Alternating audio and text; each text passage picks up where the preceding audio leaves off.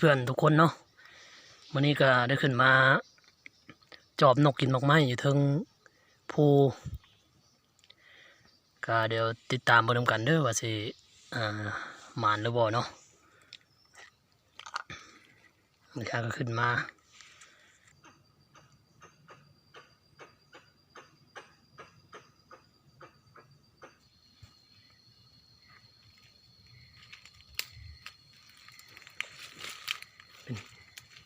ยิ่งกระหอก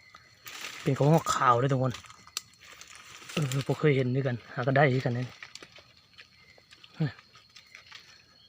เป็นกระหอกสีขาว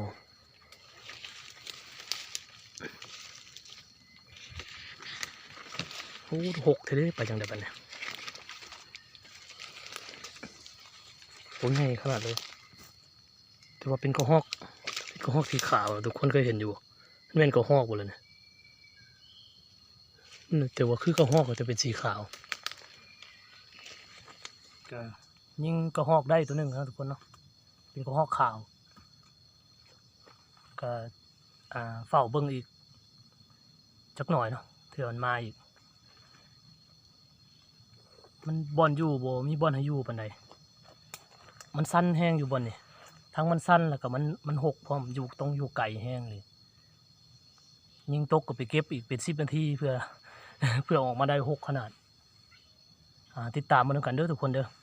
ว่าสีได้หรือบ่เนาะเป็นยามตอนเช้าเนี่ยนกมากินนกไม้ร้ายขนาดแต่ว่านกอันนี้จะนกน้อยบ่ได้ยิงก็เลยยิงแต่กระหอก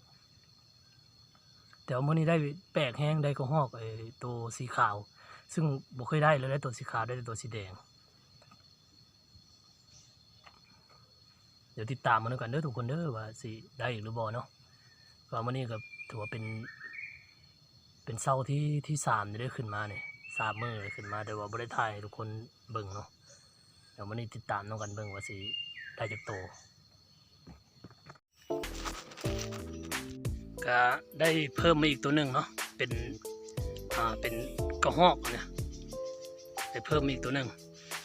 สำหรับเช้านี้ก็ได้กระหอกขาวตัวหนึ่งแล้วก็นี่กระแตนี่ตัวหนึ่งเนาะนกมากินนกไม้หลายเลยแต่ว่าบริยิงทุกคนตัวไม่ได้ตัวน้อยส่วนหลายยันตัวถือมันอยู่ไก่มันหกแห้งๆเลยแล้วคันยิงก็ตกลงมาก็ยัน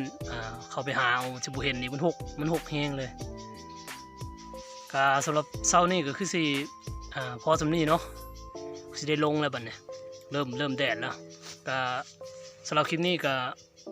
ขอมากบใจหลายเด้อทุกคนที่ติดตามมาจนฮอดนาทีสุดท้ายเนี่ยเนาะสิได้ลงแล้วบัดเนี่ยก็เดี๋ยวทริปหน้าเดี๋ยวถ้าขึ้นมาอีก